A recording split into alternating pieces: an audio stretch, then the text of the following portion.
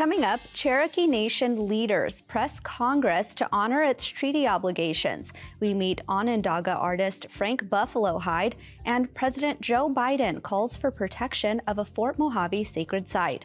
I'm Aaliyah Chavez. Join us for those interviews, plus headlines from the ICT Newscast.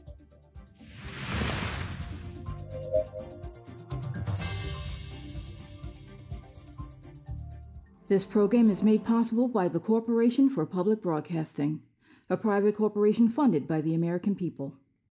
Arizona is home to 22 tribal nations and more than 340,000 Native Americans. Arizona State University builds on more than 6 decades of working and partnering with tribal nations and communities. Many of our Native faculty incorporate Indigenous knowledge systems in seeking solutions through a process of community engagement that respects and honors traditional ways of thinking. Together, we are creating community solutions leading to a more equitable future.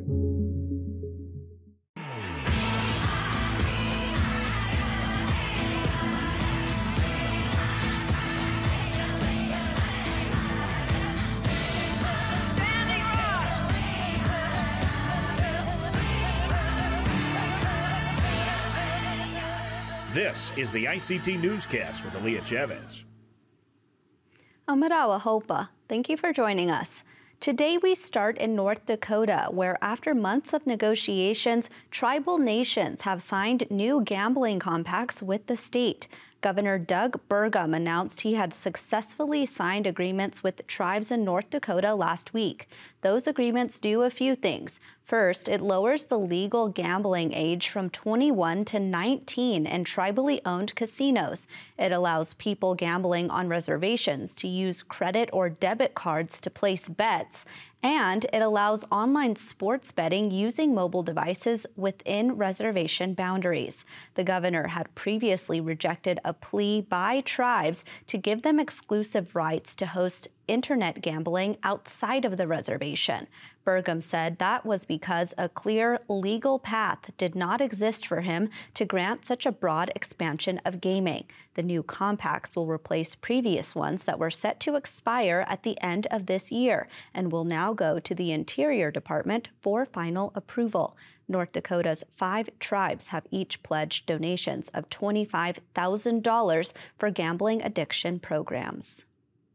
From South Dakota and Oklahoma to Alaska and Alberta, Indigenous people in the U.S. and Canada are leading efforts to restore bison across North America. ICT senior producer Vincent Moniz has this report. At one time, there were millions of buffalo that roamed North America. And all of these tribes, relied on them at some point, whether that was for food or shelter.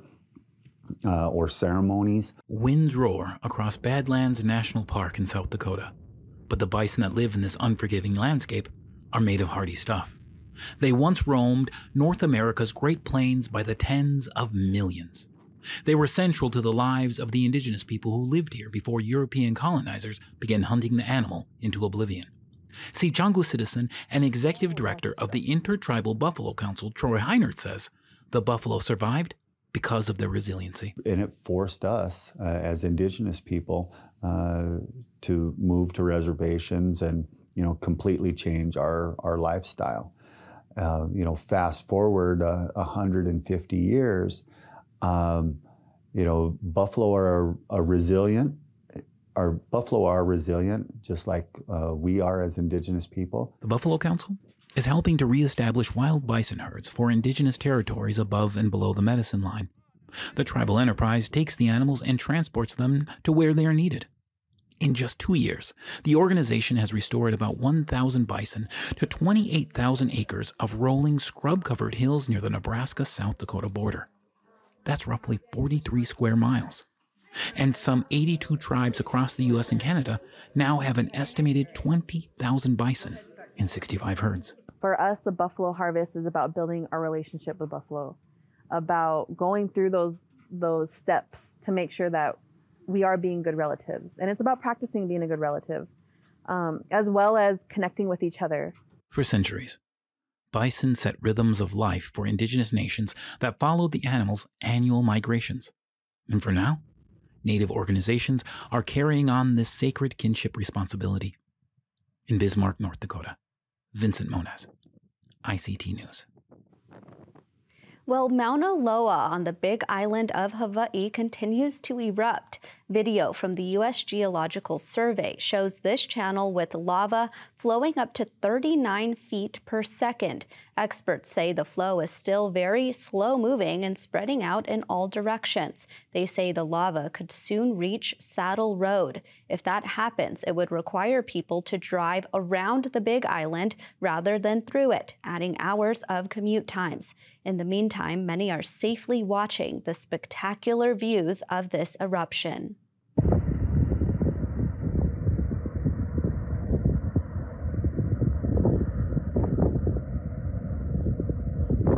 New technology from scientists have allowed the flows to be digitized and heavily documented.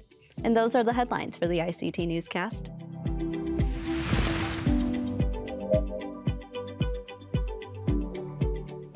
The Cherokee Nation in Oklahoma is the country's largest Native American tribe with 440,000 citizens. An 1835 treaty with the United States government promised a delegate seat in the U.S. House of Representatives. That treaty obligation has not been fulfilled. ICT's McKenzie Allen-Charmley interviewed Chuck Hoskin Jr., the principal chief of the Cherokee Nation. You had a hearing with the Rules Committee on this matter recently. How did that go? Well, I think it went very, very good. I mean, I was very encouraged by the questions that were asked. All of the questions really were oriented towards how do we achieve compliance with the treaty? How does the United States achieve compliance with the treaty? So none of the questions really pushed back on the very basic proposition which I put forth to the committee. And the proposition is simple. Is the United States a country of its word? Will it keep the promise that it made? I mean, think about it. The United States really wrote this treaty. They held the Cherokee Nation accountable for every other provision in the treaty. All we're asking is for them to do the same. We're just asking to take them up on the offer. So fortunately, the questions, though, were designed to, I think, get input on how we achieve that. So I'm very encouraged. So this delegate seat was based on that treaty made in 1835. But could you touch more on what specifically the treaty spells out for the Cherokee Nation? Sure. The treaty is very clear. The treaty says that the Cherokee Nation shall have a delegate in the United States House of Representatives when Congress shall make provision for the same. So it's a very simple and clear sentence. It certainly, though, includes that clause, when Congress shall make provision for the same. So it was something that Congress had to act upon. But 200 years nearly after the treaty was signed, we are asking Congress to make provision for our delegate. And so it's a very clear sentence, but think about what the rest of the treaty did. The treaty was the basis for our forced removal. The treaty resulted in the loss of a quarter of our population through starvation and exposure and other consequences of putting people in a stockade and moving them across the country. We ceded millions of acres of land. We saw our institutions ripped apart. We saw the near destruction of the Cherokee Nation. This is really also a measure of justice. So it's about treaty compliance, but it's also about seeking some justice in this country for Native peoples. And in that regard, this is bigger than the Cherokee Nation. This is really for all of Indian country. Goodness. Treaties are the supreme law of the land, which the U.S. representatives know. So how do they justify not taking action on this treaty after all these years? Well, that's a good question. The Cherokee Nation has not asserted this right prior to 2019 when we selected Kim Teehee as our delegate and went to the Congress and asked that this be implemented. I don't think that's an excuse for the United States not making good on the treaty provision. I mean, keep in mind, they were quick to round the Cherokee people up in stockades and move us across the country before the ink was dry on that treaty. So they're quick to do that. They need to be quick to do this. But it is the supreme law of the land, and that is, of course, a very important legal principle that means that the conclusion's inescapable. And the conclusion is the United States has to keep this promise if it's going to be compliant with the law. It seems nonsensical to think that the Congress has to decide whether it's going to be compliant with federal law per the Constitution. But here we are. But I still feel like we're making a great deal of progress. When it comes to the institution of the House of Representatives, there are some sensitivities in terms of this has not happened before in terms of a treaty-based delegate. But we did explain to the Congress, the Rules Committee, that delegates are not new. Of course, there are delegates today. Delegates go back to the founding of the Republic, and that this can be done and it should be done. You've named Kim Teehee as the delegate to serve in Congress. Could you tell us about her background? Well, she's supremely qualified. I don't know who the framers of the Treaty of 1835 had in mind when they wrote this language, but I can tell you she is absolutely perfectly suited for this job based on her experience as a person who's worked in Indian country. I mean, she served in the White House as the first Native American Affairs advisor to the President of the United States. She's worked as a staff member on Capitol Hill and, in fact, worked on a bipartisan basis for really the first Native American caucus in the House of Representatives.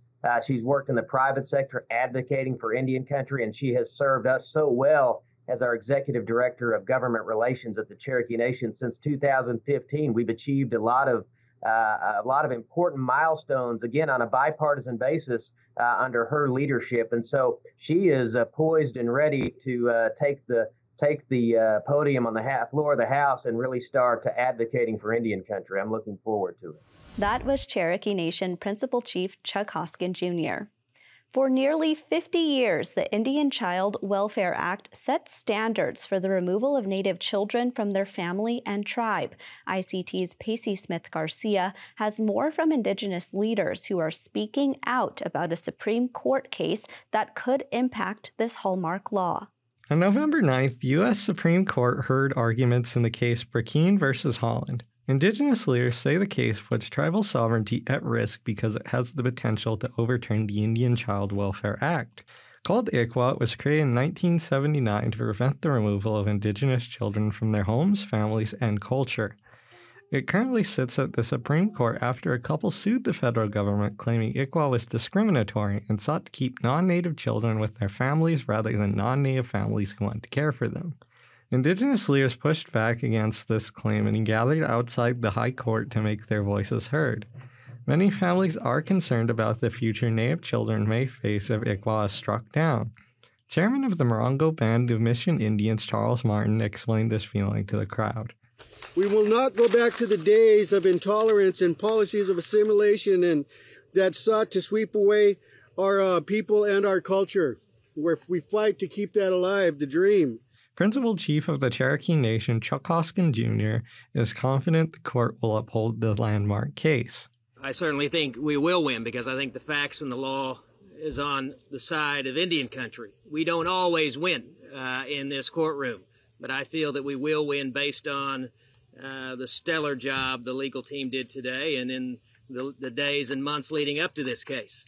However, Indian country, tribal leaders, tribal citizens are always wise to be vigilant because the government of the United States historically has taken away, has terminated, has dispossessed. We are only now in a modern era in which it's relatively better, which we have relatively better federal Indian policy. So even when we win this case, and I believe we will win this case, we've got to stay vigilant. We've got to be on guard for other losses. We've got to be on guard for erosion in the Congress of the United States. But I feel optimistic today based on the job that was done in the courtroom. In Phoenix, Arizona, Pacey Smith-Garcia, ICT. Onondaga visual artist Frank Buffalo Hyde began showing his artwork as a teen. Here's a profile of this Institute of American Indian Arts graduate. I have artists on both sides of my family. My mother is a modern dancer, and my father was a painter and then later sculptor. They met at the Institute of American Indian Arts, so I'm one of the IAIA babies, literally, creation of the school. And so growing up, I had art on both sides of my family, so I didn't necessarily want to be an artist starting out, so I was trying to carve out a different path, doing different things. Like I was a musician for, almost 10 years, and then slowly started to do some writing in college, and then I started, doing studio classes at the Institute, and got the bug of being a studio artist. What motivated you to start showing your paintings to the public? Really what it came down to is that initially when I looked in magazines, the work that I was seeing didn't really represent a contemporary existence, what, in other words, than what I was going through as a Indigenous person. So I set out to make work that spoke to that. We know that through mediums like art, you can touch upon so many different topics, some topics that, of course, are really heavy in our communities. But what topics do you like to touch on in your artwork? Usually I started out with representation and have a true representation of contemporary Indigenous life, but a lot of it deals with the miscommunication between popular culture, Indigenous cultures, and sort of the commodification of Native icons and Native iconography. It seems like anytime that a company needs some sort of advertisement line, they always go for buffaloes or headdresses or any number of Native motifs they can steal off the web. Yeah, I mean, let's actually talk more about that, because when I was preparing for this interview, I saw a lot of your artwork that depicts non-Native people wearing headdresses. What fascinates you about, creating art on that topic? Well, it's just kind of, parallels that you don't normally see. And by doing that, it gets, the general public, non-Indigenous people to start thinking about actually what they're doing. Like if Victoria's Secret did a fashion show with them coming down the walkway with Pope hats on, it would immediately be canceled. So it's kind of like I wanted to create a parallel reverence for, what these things mean to Indigenous cultures, and sort of what sort of symbolism that the public is playing with. They don't necessarily realize the significance of it. Frank, we're nearing the start of 2023, of course. What do you have planned for the upcoming year? Well, to wind down the year, I'm working on some holiday-themed stuff. First and foremost, my work is for Indigenous people. The subject matter is for Indigenous people. It's not necessarily geared towards high-end collectors or museums, but so I make work that Native people can get, and there's sort of an Indigenous shorthand in my work. I think people recognize in Native humor. So I'll be doing that. They'll be available on my website, frankbuffalohyde.com. And then also in 2023, I have a major museum exhibition at the Everson Museum in Syracuse, New York, which is where the Onondaga Nation resides, just outside of Syracuse. So it's in a lot of ways, it's a homecoming. It's a major museum exhibition for me, and the title is called Native Americana, and I'll be dealing with a lot of the same subjects that I've been dealing with to this point, along with some new mixed media sculptures and interactive opportunities. That was Onondaga artist Frank Buffalo Hyde. When we come back, a Fort Mojave leader responds to the White House Tribal Nation Summit.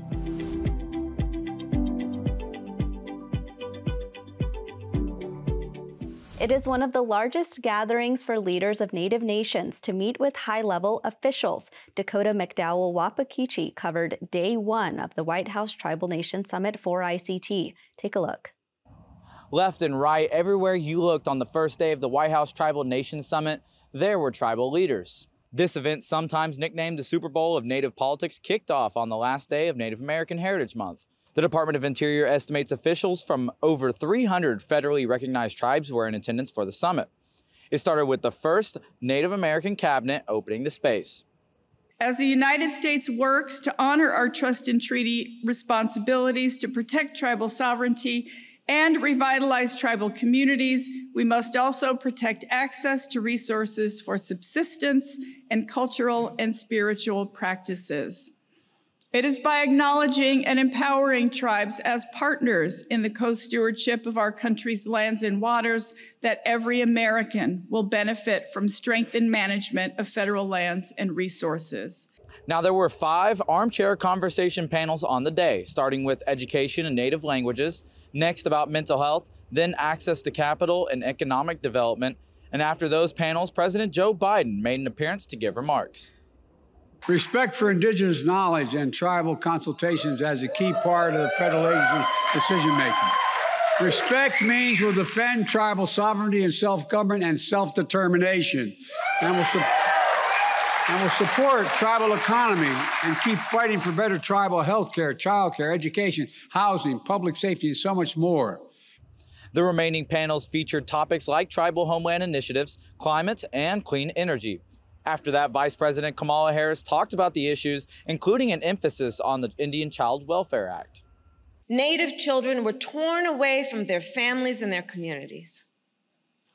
These acts were not only violations of basic human rights for those children and their families, but also an attack on the very existence of tribal nations. I am fully aware of the essential protection that ICWA provides. Now, aside from those officials, many of the president's cabinet were also in attendance. ICT will keep up with the coverage from this year's summit. Reporting in Washington, D.C., Dakota McDowell-Apkichi, ICT News. Visit ictnews.org for more coverage of the White House Tribal Nation Summit. Part of President Joe Biden's 16-minute speech referenced Spirit Mountain, also known as Avikwame. Fort Mojave Chairman Timothy Williams shared his reaction with ICT's McKenzie Allen-Charmley. Let's take a look at an excerpt from the president's speech. There's so much more that we're going to do to protect the treasured tribal lands. When it comes to Spirit Mountain and the surrounding ridges and canyons in southern Nevada, I'm committed to protecting this sacred place that is central to the creation story of so many tribes that are here today. All right. Yes, definitely a special day yesterday and everything that was done. I mean, to hear the president talk about our lands, to talk about Avikwame, and Spirit Mountain is Avikwame, just in the English language. You know, it was just something special. You know, what we know now is the president has made a commitment. There is support pouring in from all the different places, from both senators over in Nevada, Senator Masto Cortez, Senator Rosen, the congressmen that are over, Lee Titus, you know, Deb Haaland's support, Secretary of Interior, BLM National Director, so Stone Manning. So all of them with their support. And what we know now is it really comes down to the map. We feel that that's probably the last hurdle that this may be facing. You know, the commitment is there, but what that final designation is going to be and what that final map is going to look like, I think that's just what the administration is going back and forth on right now. Could you tell us about the history in terms of how long you've been fighting for Avikume's national monument status? Sure. It's been decades, and it's not only been myself. I've been in office as the chairman for the past 16 years with the Fort Mojave Indian Tribe. And, you know, decades before they'd fought for this, there was a resolution in the 90s by elders that wanted to protect these lands. And so generation after generation, we've been looking at doing something like this, but some days, it's just, I was the one that said, all right, really loud after the president spoke, and it was just a moment to know that all those who had their voices included in this, all the different community meetings that have been out there, all the different gatherings that have been there in order to promote this and to protect this lands, definitely all came together in the culmination of the president speaking yesterday. What are the ways that making Avikwame a national monument would ultimately protect it from development? And like many tribes, we receive consultation letters on a regular basis, but there's been different solar, there's been different wind projects that have been proposed in the area. And that's the main part of the protection element for us. Avikwame is the mountain of our creation story, and that's where everything begins for us. But in addition to that, there's 450,000 acres over there in southern Nevada that we're looking to protect, and what this monument would do. In addition to that, the co-stewardship is extremely important to us. We look forward to partnering when a management plan is developed. We've expressed that time and time again, to where if we had an opportunity alongside our federal partners to co-manage and co-steward this land, it would definitely be something special for us as Mojave people. The president said that he looks forward to going to visit Spirit Mountain. Is that something that you plan on joining him on? Oh, definitely. As with most things that take place when it comes from the White House, we probably wouldn't know right up until that time comes. But we are at the ready. I come from the Marine Corps, so we are definitely at the ready, just like we were this week. If there was a designation that was to be made, our vice chairman was here. Other meetings were set up, and so you do the best you can each time you come. But it's continued work. You never give up. Especially hearing from the president yesterday, that was just something. And this to see the outpouring throughout the media, online, throughout the different congressmen, like I mentioned, and senators, and then just to know that there's been an impact, and for the president to talk about your lands. I know I emphasized that early on, but that was just a special moment, I know, for us and for our tribe. That was Fort Mojave Chairman Timothy Williams. And that's a slice of our Indigenous world. For all the latest, visit ictnews.org. From all of us in the newsroom, stay safe, my relatives. Sometimes you got to take a stand just because you know you can. Oh, you got to run, you got to run.